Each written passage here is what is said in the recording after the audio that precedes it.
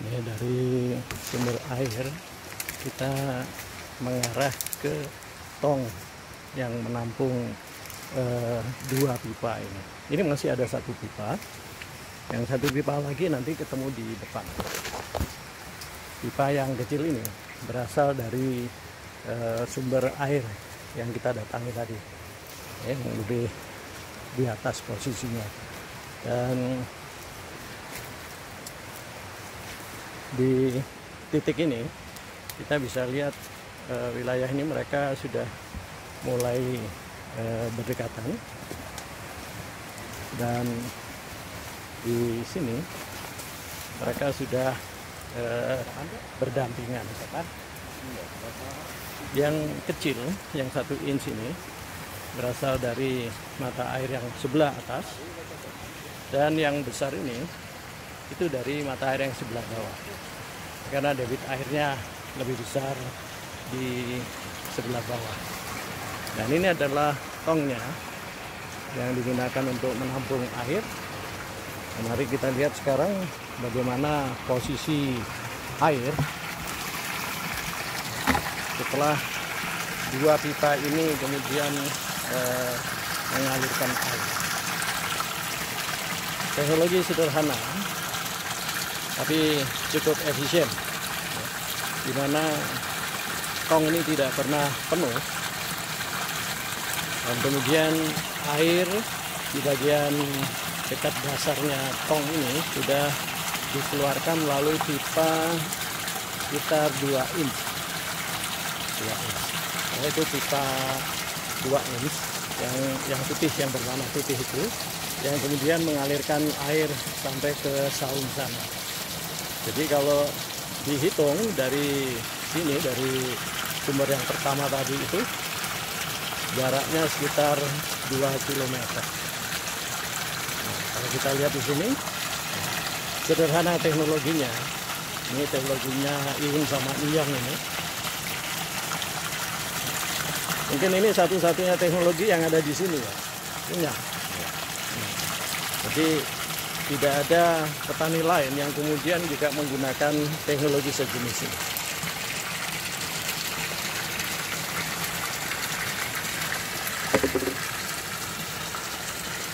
Dan untuk menjaga kebersihannya, mereka tinggal tutup aja tongnya ini.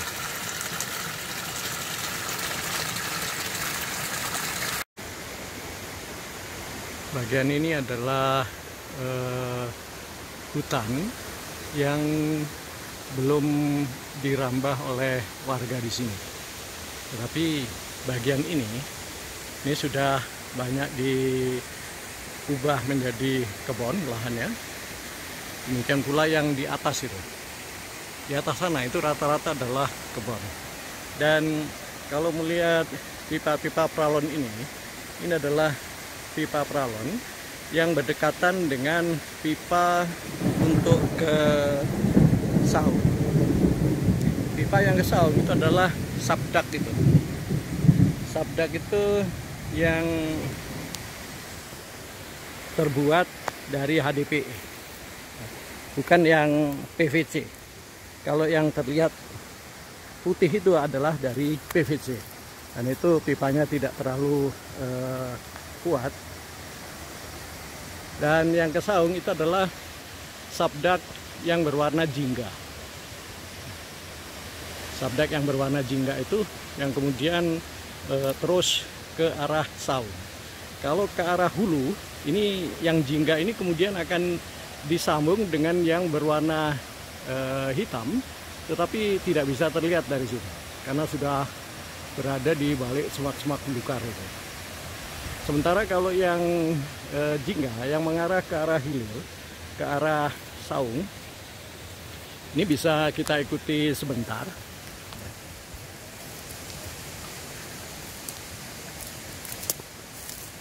Dan ini rencana Ihin dengan Enjang.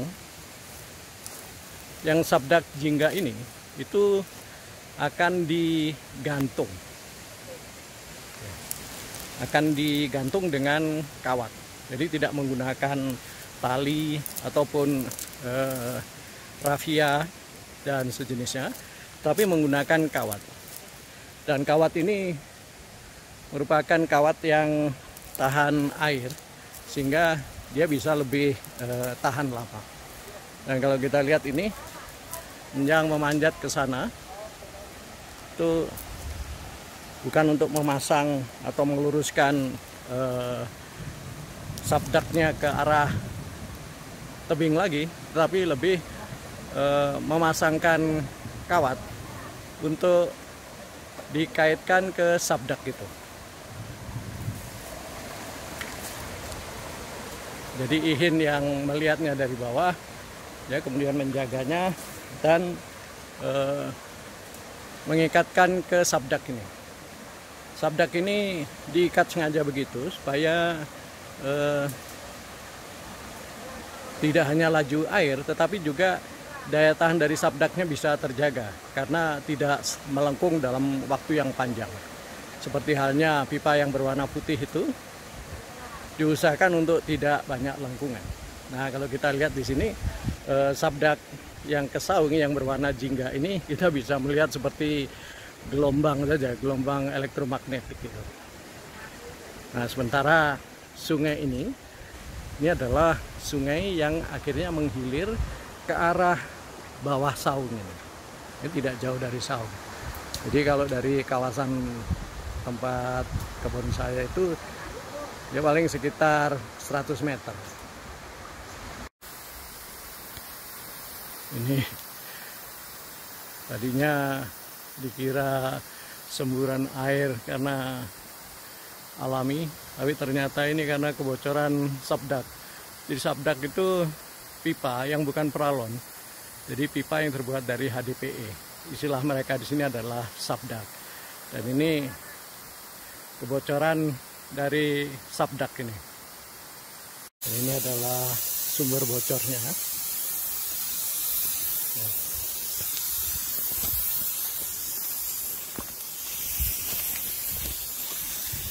Memang sumber bocornya adalah sabdak ini. Di sabdaknya itu yang berwarna biru di tengah itu. Entah milik siapa ini. Ini salah satu dari lintasan sabdak yang menuju ke arah saung. Nah, yang berwarna kuning kehijauan ini sebetulnya aslinya itu adalah berwarna merah ini. Ini adalah sabdak yang ke saung. Jadi sebelumnya sabdak ini ada di seberang, lalu kemudian diseberangkan dan sekarang diikat dengan kawat ya, untuk tidak terlalu melengkung dia, sehingga tidak mempengaruhi laju alir dari air yang berasal dari bagian atas sana. Ini salah satu juga kendala teknis yang sering dialami oleh Ihin dan teman-temannya ini, dimana sambungan-sambungan sabdak ini karena ada dipasang mur, dan kemudian mereka kebetulan tidak bawa cadangan murnya, sehingga ini yang harus diperhatikan betul karena air yang kemudian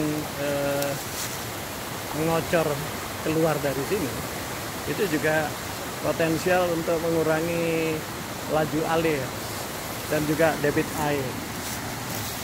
Jadi terlihat bahwa perlu upaya khusus. Jadi sambungan-sambungan itu supaya tidak muncrat airnya keluar, diikat dengan karetnya. Dan karet ban dalam ini juga entah siapa yang menemukan, sangat berfungsi membantu warga-warga ini di dalam menutup kebocoran dari pipa-pipa.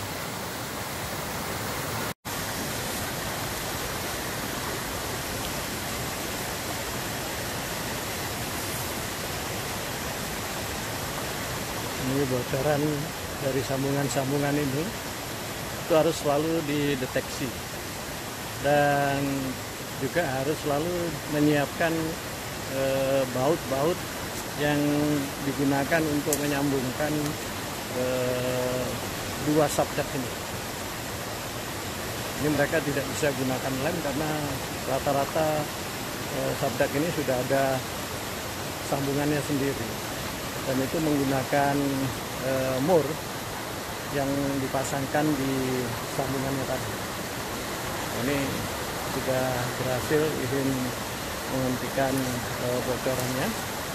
Bocoran ini juga sangat berarti dalam artian debit yang akan berkurang. Ini sudah berhasil diatasi oleh izin dengan cara sederhana, tidak menggunakan lem sintetis ataupun baut, tetapi lebih menggunakan karet dari ban dalam mobil. Jadi sekarang sudah tidak bocor lagi. Ini nasibnya sama aja dengan subjek yang tadi mancung.